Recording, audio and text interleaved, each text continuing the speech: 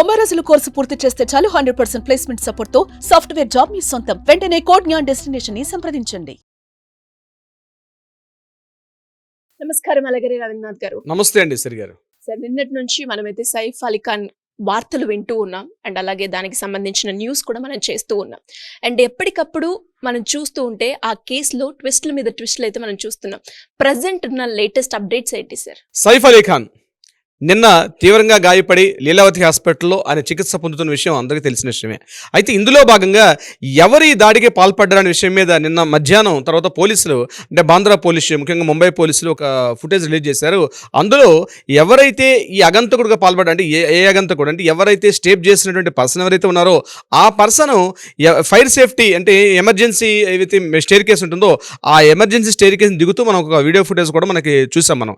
అందులో ఎవరైతే అగంతకుడు కనిపించాడో అంటే ఆయన మెట్లు దిగుతున్నాడు, ఒక జీన్ కలర్ అంటే బ్లాక్ కలర్ జీన్ వేసుకున్నాడు, బ్లాక్ కలర్ టీషర్ట్ వేసుకొని ఒక స్కార్ఫ్ భుజం మీద వేసుకొని ఒక బ్యాగ్ కూడా తన హ్యాండ్ బ్యాగ్ ఒకటి పెట్టుకొని ఆయన మెట్లు దిగుతున్నటువంటి ఒక వీడియో ఫుటేజ్ మనం చూసాం. జస్ట్ ఒక సమ్ సెకండ్స్ ఉన్నటువంటి ఆ పర్సన్ వస్తూ కూడా సీసీ కెమెరా చూస్తున్నటువంటి ఆ ఫుటేజ్ మనం చూసాం. ఆ పర్సన్ ఎవరైతే కనిపించారో అంటే ముంబై పోలీసులు విడుదల చేసిన ఆ ఫుటేజ్ ఎక్కడ ఉందని చెప్పి ఎంటైర్ ముంబై మహానగరం మొత్తం కూడా ఉన్న సీసీ ఫుటేజ్ మొత్తం కూడా నిన్న పోలీసులు మొత్తం కూడా జల్లెడ పట్టడం అనేది జరిగింది. అందులో భాగంగా ఇప్పుడు అందిన తాజా వార్త ఏంటంటే ఆ ఎవరైతే అగంతకుడు, ఎవరైతే సైఫ్ అలీ ఖాన్ ఇంట్లో ఎవరైతే పార్టిసిపేట్ చేశాడో, ఈ దాడిలో ఎవరైతే పాల్పడ్డారుగా భావిస్తున్న ఆ వ్యక్తి ఎవరైతే అగంతకుడు అనుకుంటున్నామో ఆ అగంతకుడు ఇప్పుడు రీసెంట్గా మనకు అందిన వార్త ఏంటంటే బాంద్రా రైల్వే స్టేషన్లో అతను కనిపించాడు సీసీటీవీ ఫుటేజ్లో. ఆయన అక్కడ నుంచి వసాయ్ నుంచి నల్సాపుర వైపు వెళ్తున్నటువంటి ఆ రైల్వే స్టేషన్లో కనిపించాడు. బహుశా అతను వసాయ్ నుంచి నల్సాపుర స్టేషన్ వైపు వెళ్తున్నట్టుగా కనిపించడం జరిగింది. అంటే ఈయన బహుశా ఆ యాంగిల్లో చెక్ చేస్తాం. అంటే పోలీసుల దగ్గర ఇన్వెస్టిగేషన్ ఇంట్రాగేషన్ ఎలా ఉంటుందంటే pinch to pinch, hair line కూడా విడిచిపెట్టకుండా ప్రతిదీ కూడా వాళ్ళు ఇన్వెస్టిగేషన్ చేస్తారు. అసలు ముందుగా ఎఫ్ఐఆర్ నమోదైంది. ఎఫ్ఐఆర్ గురించి మనం మాట్లాడదాం, దాని గురించి కూడా మాట్లాడదాం మనం. ఎఫ్ఐఆర్ ప్రధానంగా ఎఫ్ఐఆర్ ఏంటంటే 311, 312 అంటే బిఎన్ఎస్ యాక్ట్ ప్రకారం 311 అంటే రాబరీ కింద చేశారు. 312 దేనికైతే ఆ రాబరీకి సంబంధించి ఒక పదునైన ఆయుధం వాడినట్టుగా మనకు కనిపిస్తుంది. అదేవిధంగా 331(6), 331(7), 331(8 ఇవన్నీ కూడా ట్రెస్ పాసింగ్ వీటికి సంబంధించినటువంటి సెక్షన్స్ కింద మాత్రమే ఎఫ్ఐఆర్ నమోదైంది. ఎవరైతే ఆ ఇంట్లో పనిచేస్తున్నటువంటి పని మనిషి అంటే హోమ్ టేకర్ ఎవరైతే ఉన్నారో ఫిలిప్ అని చెప్పి ఆ ఇంట్లో ఉన్నటువంటి పని మనిషి ఇచ్చేటువంటి వాంగ్మూలాన్ని ఆధారం తీసుకొని అంటే ఆ సెంటెన్స్ ఆధారంగా తీసుకొని ఎఫ్ఐఆర్ని నమోదు చేశారు సైఫ్ అలీ ఖాన్ ఇంట్లో జరిగిన సంఘటన మీద. ఇప్పుడు ఆయన లీలావతి హాస్పిటల్లో కూడా ఆయన చికిత్స పొందుతున్నారు. అయితే అందరికీ క్యూరియాసిటీ ఏంటంటే ముంబై అంటేనే అందరికీ హడల్. యాక్చువల్గా ఇదేదో ఎవరో తెలియకుండా అగంతకుడు వచ్చాడు, ఇంట్లో రాబరీకి వచ్చాడు, రాబరీకి ప్రయత్నం చేశారంటే ప్రజలెవరు కూడా దీన్ని అంత తొందరగా డైజెస్ట్ చేసుకోవట్లేదు. ఎందుకంటే ముంబై మహానగరం అంటేనే అండడానికి బాగా ప్రసిద్ధి పొందింది. అంటే మాఫియాడానికి అండడానికి బాగా ప్రసిద్ధి, అంటే బాగా ఫెమిలియర్ ఉన్నటువంటి టౌన్ అది. ముఖ్యంగా పొలిటీషియన్స్ కావచ్చు, బిజినెస్ మెన్స్ కావచ్చు, ముఖ్యంగా సినిమా యాక్టర్స్ వీళ్ళ మీద దారుణంగా దాడులు జరిగిన సంఘటనలు ఉన్నాయి. రీసెంట్గా సల్మాన్ ఖాన్ పైన కూడా ఇప్పుడు బిష్ణోయ్ చేసినటువంటి ఆయన యొక్క ముఠా సభ్యులందరూ కూడా బిష్ణోయ్ చేసినట్టుగా కూడా తెలిసింది. అది కాకుండా రీసెంట్గా పొలిటీషియన్ బాబా సిద్దికి హత్య కూడా ముంబై మహానగరంలో జరిగింది. అటు సిద్దికి హత్య జరిగిన సంఘటన తర్వాత సల్మాన్ ఖాన్ అటాక్ జరగడం. అట్ ద సేమ్ టైం అంతకుముందు మనకి బాగా తెలుసు గుల్షన్ కుమార్ అని చెప్పి టీ సిరీస్ అధినేత, ఆ టైంలో ఒక సంఘటన జరిగింది ఒక 20 years బ్యాక్. గుల్షన్ కుమార్ కూడా ఇట్లానే ఒక టెంపుల్కి వెళ్ళి వస్తుండగా ఆయన మీద ఒకేసారి దొండగులు దాడి చేసి కత్తులతో పబ్లిక్లో ఆయన పొడి చంపేసిన సంఘటన కూడా జరిగింది. అంటే ఇదేదో ఒక తాత్కాలికంగా ఒక రాబరీ జరిగింది, ఏదో అగంతకుడు లోపలికి వెళ్ళాడు, ₹1 డిమాండ్ చేశాడు కాబట్టి ఆ ₹1 ఇవ్వనందుకు గాను ఆ దాడిలో సైఫ్ అలీ ఖాన్ మీద ఏదైనా దాడి చేసినట్టుగా బయటకు కనిపిస్తుండగా ఎఫ్ఐఆర్ అంటే ప్రాథమిక విచారణలో నమోదైనప్పటికీ కూడా దీని వెనకాల ఏదైనా పెద్ద ముఠా ఉండొచ్చు. ఎందుకంటే అది మరో చోట జరుగుంటే అది సంఘటన వేరే విషయం. ప్రధానంగా ముంబై లాంటి మహానగరం పూర్తిగా హై సెక్యూరిటీ, అంటే పొలిటీషియన్స్ కానీ అదేవిధంగా నేను చెప్పినట్టు బిజినెస్ మెన్స్ కావచ్చు, సినిమా యాక్టర్స్. బాంద్రా వెస్ట్ అంటేనే హైయెస్ట్ రిచెస్ట్ ప్రాంతం అనమాట. మన హైదరాబాద్ ఎలా అయితే మనం జూబ్లీ హిల్స్, బంజారా హిల్స్ అంటామో ఇంతకు మించి ఉన్నటువంటి పవర్ఫుల్ ప్రదేశం అనమాట. అక్కడ పించు టు పించు కూడా సీసీ ఫుటేజ్ తోటి అనుక్షణం కూడా నిఘా నీడలో ఉంటుంది, అంటే సీసీటీవీ సర్వేలెన్స్ ఉంటుంది. అటువంటి ప్లేసులో ఒక అపరిచితుడు ఎలా ప్రవేశించాడు, అది కూడా 11th, 12th ఫ్లోర్లో సైఫ్ అలీ ఖాన్ తలకు హౌస్ ఉంది. అంటే ఈ 11th ఫ్లోర్లోకి ఎలా ఎంటర్ అయ్యాడు, అది కూడా సీసీటీవీ ఫుటేజ్లో హై సెక్యూరిటీ ఉన్నటువంటి ప్రదేశంలో. ఆ బిల్డింగ్ కూడా ఏదైతే మనం బాంద్రా వెస్ట్ నుండి ఈ బిల్డింగ్ చెప్తున్నాం, ఫార్చ్యూన్ హైట్స్ అని చెప్తున్నాము, ఇది కూడా హైయెస్ట్ రిచెస్ట్ ఏరియాలో, హై సెక్యూరిటీ ఏరియాలో. ఇది 11th ఫ్లోర్, 12th ఫ్లోర్లోకి ఈయన ఎలా ప్రవేశించాడు అగంతకుడు? అంటే కేవలం ముందు ప్రవేశించాడా, లేకపోతే అంతకుముందు జస్ట్ ఒక 1 week back entire Kareena Kapoor again వీళ్ళ ఫ్యామిలీ, సైఫ్ అలీ ఖాన్ మొత్తం ఎంటైర్ ఫ్యామిలీ రీసెంట్గా వాళ్ళకి స్విట్జర్లాండ్ వెళ్ళి వచ్చారు. ఒక 1 week అక్కడే హాలిడే ట్రిప్ మెయింటైన్ చేసుకొని రీసెంట్గా వచ్చారు. అంటే వీళ్ళు హాలిడే హౌస్ లాక్ చేసుకుని వెళ్ళే సమయంలో అంతకు ముందే దొండ కూడా ప్రవేశించి అక్కడైనా స్టే చేయడం జరిగిందా? ఎందుకంటే రీసెంట్గా వచ్చారు వాళ్ళు. I think it is 2-3 days back Bombay reach అవ్వడం జరిగింది. సో ఈ ఇంతకు ముందే ఆయన ఎప్పుడైతే అవుట్ స్టేషన్ ఉన్నప్పుడే ఆ ఇంట్లోకి ఏదైతే ఎమర్జెన్సీ వింగ్ ఉంటుందంటే అపార్ట్మెంట్స్ కట్టేటప్పుడు ఎలా ఉంటుందంటే మన ఫైర్ సేఫ్టీ అధికారులు తిరగడం కోసం చెప్పి లోపల వ్యాన్ తిరగడం కోసం చెప్పి సుమారుగా కాంపౌండ్ వాల్ దగ్గర నుంచి బిల్డింగ్ పిల్లర్స్ వరకు కూడా సుమారుగా ఒక 25 feet కూడా ఆ గ్యాప్ ఉంటుంది. అంటే వ్యాన్ తిరగాలి కాబట్టి, అంటే ఒక బిల్డింగ్ కన్స్ట్రక్షన్ చేసేటప్పుడు ఖచ్చితంగా ఫైర్ సేఫ్టీ మెజర్స్ కూడా తీసుకోవాలి కాబట్టి ఇందులోనే ఏదైనా అంత హైయెస్ట్ టాల్ బిల్డింగ్ కాబట్టి ఏదైనా ఎమర్జెన్సీ జరగకూడదు, ఏదైనా జరిగితే కూడా ఎమర్జెన్సీ స్టేర్ కేస్ వేరేగా ఉంది అటువైపు నుంచి మిస్ అవ్వడం కోసం చెప్పి. సో ఇప్పుడు పోలీసులు చెప్పిన ప్రాథమిక విచారణలు ఏం చెప్పారంటే ఈ ఎవరైతే ఇప్పుడు అగంతకుడు ఉన్నాడో ఈ యొక్క ఎవరైతే ఈ దాడికి పాల్పడిన వ్యక్తులు జనరల్గా వస్తున్న ఏరియా కాకుండా ఏదైతే ఎమర్జెన్సీ వింగ్ ఉందో అటు స్టేర్ కేస్ నుంచి వచ్చారు. అగైన్ మార్నింగ్ కూడా 2:33 ఆ స్టేర్ కేస్ నుంచి ఆయన బయటకు వచ్చినటువంటి ఆ దృశ్యాలు కూడా మనకు కనిపించాయి. అంటే ఆ ఏదైతే సేఫ్టీ మెజర్స్ ఉన్నటువంటి ఎమర్జెన్సీ ఆ స్టేర్ కేస్ ఉన్న ప్రాంతం నుంచి ఆయన రావడం జరిగింది. అంటే అక్కడ సెక్యూరిటీ పరిధి ఏం లేదా, అక్కడ సీసీటీవీ సర్వేలెన్స్, అంటే వందలాది ప్రశ్నలు. అంటే ట్విస్ట్లు ఎందుకు అంటున్నాం అంటే ఒక సెలబ్రిటీ, అదేవిధంగా ఒక ఫెమిలియర్ నటుడైనా, ఇది కాకుండా ఆయన ఇటీవల కొన్ని చేసిన ఆయన పిల్లల విషయంలో కూడా ఆయన పిల్లలకు పెట్టిన పేర్లు కూడా కొంత వివాదాస్పదమైనాయి. ముఖ్యంగా ఆయన కరీనా కపూర్కి, సైఫ్ అలీ ఖాన్కి పుట్టిన పిల్లలకి పేర్లు కూడా చూడండి డిఫరెంట్ పేర్లు. తైమూర్ అలీ ఖాన్ పెట్టారు. తైమూర్ అంటే ఏంటి, భారతదేశం మీద అటాక్ చేసి భారతదేశాన్ని రాబరీ చేసినట్టు ఒక ప్రదేశం పేరు.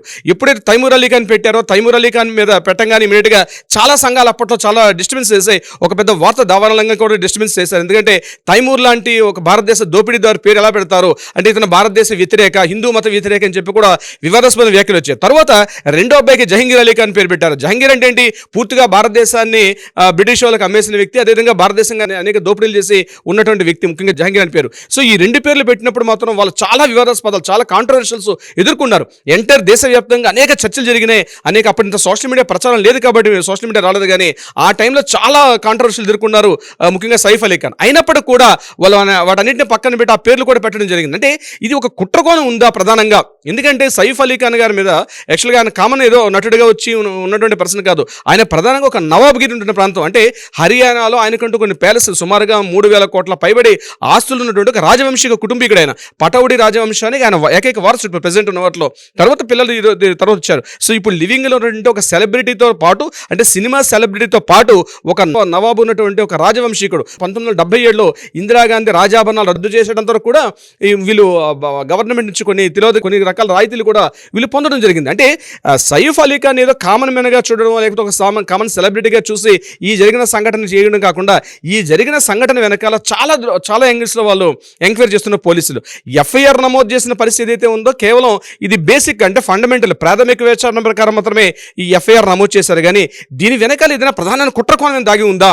ఆ కుట్రకోణం కూడా ఏంటంటే మాఫియా డాన్స్. ఈ ఇటీవల కాలంలో 90లో 1990s ఆ టైంలో, ముఖ్యంగా ఆ టైంలో మనకి దావూద్ ఇబ్రహీం లాంటి మాఫియా డాన్స్, అండర్ డాన్స్ ప్రభావితంగా ఉన్నటువంటి ముంబై లాంటి అటువంటి దీనిలో గడిచిన ఒక దశాబ్ద కాలంలో చాలా తగ్గింది ఆ ప్రభావం. కానీ మరలా అటువంటిది ఏమైనా డెవలప్ అవుతుంది. మనం పోకిరి సినిమాలో చూసే ఉంటాం, ఒకసారి డైలాగులు కూడా ఉంటాయి, ముంబై లాంటి ప్రదేశం ఇప్పుడు ప్రశాంతంగా ఉంది, ఈ టైంలో దాని డిస్టర్బెన్స్ కొత్త వాళ్ళు వస్తున్నారని చెప్పి. అంటే ఇది కేవలం ఏదో దారిదోపిడి దొంగ, లేకపోతే అపరిచితుడు ఒక అగంతకుడు లోపలికి ప్రవేశించి ఏదో డబ్బుల కోసం ₹1 డిమాండ్ చేస్తూ సైఫ్ అలీ ఖాన్ని పొడిచే యాంగిల్లో కాకుండా చాలా యాంగిల్స్ ఉంటాయి. అంటే ముంబైలో జరిగిన సంఘటన విషయం అంటేనే, ఎందుకంటే భారతదేశంలో హైయెస్ట్ రిచెస్ట్ ప్రాంతం, భారతదేశానికి ఒక వాణిజ్య కేంద్రం ముంబై లాంటి నగరం ఏరియాలో ఇది కూడా రిచెస్ట్ ప్లేస్. అది కూడా ఒక సెలబ్రిటీ, అతను హైయెస్ట్ సెలబ్రిటీ ఒకటే కాబట్టి ఇది నాట్ ఓన్లీ ఫిల్మ్ ఇండస్ట్రీలో సెలబ్రిటీ కాకుండా ఆయన వ్యక్తిగతంగా కూడా కొన్ని వేల కోట్లకు అధిపతి అయిన, అంటే ప్రపంచవ్యాప్తంగా స్విట్జర్లాండ్ మొదలుకొని అనేక ప్రదేశాలు ఆయనకి చాలా ఆస్తులు కూడా ఉన్నాయి. అంటే ఇది కేవలం ఈ యాంగిల్లో కాకుండా కంప్లీట్గా మరొక వేరే దృక్కోణంలో కూడా చూస్తున్నారు. అయితే కంప్లీట్గా పోలీసులు ఏదైతే ఉన్నారో ఇండియన్ పోలీస్ వ్యవస్థ మాత్రం 100% మాత్రం హైలీ టాలెంటెడ్ పర్సన్స్ కూడా ఉన్నారు దీనికి సంబంధించి. అది ఏమి జరిగింది, ఈ అగంతకుడు దొరుకుతుంది డెఫినెట్గా. నేను కూడా విత్ ఇన్ కపుల్ ఆఫ్ అవర్స్లో అగంతకుడే దొరికేస్తాడు ఖచ్చితంగా. ఆయన ఎక్కడ దాక్కున్నా, అంటే ఎంత మూల నక్కున్నా సరే ఖచ్చితంగా బయటకే తీసుకొస్తారు పోలీసులు. కానీ దీన్ని అనుకునే యాంగిల్ తీసుకెళ్తారా, మీడియాలోకి వస్తుందా, అసలు దీని వెనకాల కుట్రకోణం ఉందా అనే విషయం మీద కూడా పోలీసులు ఇంటరాగేషన్ అయితే చేస్తారు. అయితే ఏదేమైనప్పటికీ ఫైనల్ మనం చెప్పుకునేది ఏంటంటే, ఏదైతే ఈ సంఘటన జరిగిందో, ఎస్పెషల్లీ ఈ ₹1 డిమాండ్ చేశాడని చెప్పి ఆమె ఏవైతే ఇంట్లో ఆ పని మనిషి ఇచ్చిన ఎఫ్ఐఆర్ రిపోర్ట్ ప్రకారం చెప్పడం ఏంటంటే ₹1 డిమాండ్ చేశారని చెప్పి. ₹1 డిమాండ్ చేసినప్పుడు ₹1 ఇవ్వకపోతే ఆయన ఇమీడియట్గా అటాక్ చేశారు సైఫ్ అలీ ఖాన్ మీద. ఆ దాడిలో 20 దాడిలో ఆయనకి దెబ్బలు తేలే, నాకు కూడా దెబ్బలు తేలని చెప్పి ఆమె కూడా చూపించింది. ఆ ఇంట్లో పని మనిషి కూడా. అయితే ఇక్కడ సంఘటన ఏంటంటే కేవలం ఆ ఒక్క 4 గోడల మధ్య సంఘటన కాదు, ఇది భారతదేశంలో నుండి ఎంటైర్ సెలబ్రిటీస్కి, పొలిటీషియన్స్కి, బిజినెస్ మ్యాగ్నెట్స్ అందరికి కూడా ఇది ఒక హెచ్చరికగా జారీ అవుతుంది. ఏంటంటే ఇంత లోపభూయిష్టంగా ఉంటుందా మన సెక్యూరిటీ వ్యవస్థ, విఐపీస్ వివిఐపీస్ నివసిస్తున్న ప్రదేశంలో ఇంత లోపభూయిష్ట విధానంగా సెక్యూరిటీ ఉంటుందా? అంటే ఈజీగా ఒక కామన్ మ్యాన్, ఒక లేమెన్ ఎంటర్ అయిపోయి వాళ్ళ ప్రైవేట్ రూమ్స్లోకి ఎంటర్ అయిపోయి, వాళ్ళ చిల్డ్రన్ రూమ్లో ఎంటర్ అయిపోయి కూడా అంత లోపభూయిష్టంగా ఉంటుందా? మరి సీసీటీవీ ఫుటేజ్ ఏం చేస్తున్నాయి? ముంబై మహానగరం లాంటి ఏరియాలో 24/7 హైలీ సెక్యూరిటీ పెట్రోలింగ్ నడుస్తూ ఉంటుంది. అంటే పోలీసుల కంట కూడా కనబడకుండా పనిచేస్తారా, లేకపోతే అక్కడ వర్కర్స్ పనిచేస్తారా? దీని వెనకాల నిజంగానే వైష్ణవతాగా గ్యాంగ్ ఉందా? ఇన్ని యాంగిల్స్లో అక్కడ పోలీసులు ఎంక్వైరీ చేసే పనులు అయితే ఉన్నారు కంప్లీట్గా. అయితే ఏదేమైనప్పటికీ కూడా ఇప్పుడు మనం దొరికిన అప్డేట్ ఇన్ఫర్మేషన్ ప్రకారం ఏదైతే బాంద్రా రైల్వే స్టేషన్లో అగంతకుడు తాలూకా చిన్న చిన్న ఇమేజెస్ మనకు కనిపించే, ఏదైతే నిన్న సీసీటీవీలో నిన్న పోలీసులు రిలీజ్ చేసినటువంటి ఆ ఫుటేజ్లో ఉన్నటువంటి ఆ అగంతకుడు ఇప్పుడు మరలా బాంద్రా రైల్వే స్టేషన్లో కనిపించడం వెరీ ఇంట్రెస్టింగ్. అతను వసైట్ నల్సంపుర ఏరియాకి వెళ్తున్నట్టుగా ప్రయాణిస్తున్నట్టుగా కనిపిస్తుంది. కాబట్టి ఇంకోటి ఏంటంటే రైల్వే స్టేషన్స్ బయట ఆటో డ్రైవర్స్ గాను ప్రతి బస్ స్టాప్లో ఉన్న ప్రతి ఆటో డ్రైవర్ను కూడా పోలీసు ఇంట్రాగేషన్ చేస్తున్నారు ఈ అగంతకుడు తాలూకా ఫుటేజ్ సంబంధించి. ఏదేమైనప్పటికీ కూడా అగంతకుడు మరలా మనకి ఇమీడియట్గా రిలీవ్, అంటే అతను ఎక్కడో ఈ యొక్క సంఘటన జరిగిన తర్వాత అగంతకుడు బయటకు పారిపోలేదు. బాంద్రా రైల్వే స్టేషన్లో ఈ ఫుటేజ్ కనిపించడం మాత్రం రియల్లీ ఇట్స్ ఇంట్రెస్టింగ్. బట్ ఏదేమైనప్పటికీ కూడా ఇవాళ సాయంత్రం వరకు కొంత అప్డేట్ అయితే వచ్చే ప్రయత్నం అయితే జరుగుతుంది. దీని మీద ఫర్దర్ అప్డేట్ అంది నెక్స్ట్ ఎపిసోడ్లో మనం చేద్దాం. డెఫినెట్గా సార్. అండ్ గ్రేట్ ఇన్ఫర్మేషన్ మీరు అన్నట్టుగానే ఇంకా ఫర్దర్గా దీని మీద వచ్చే అప్డేట్స్ ఖచ్చితంగా మనం చేద్దాం. Thank you so much. Thank you so much Siri గారు.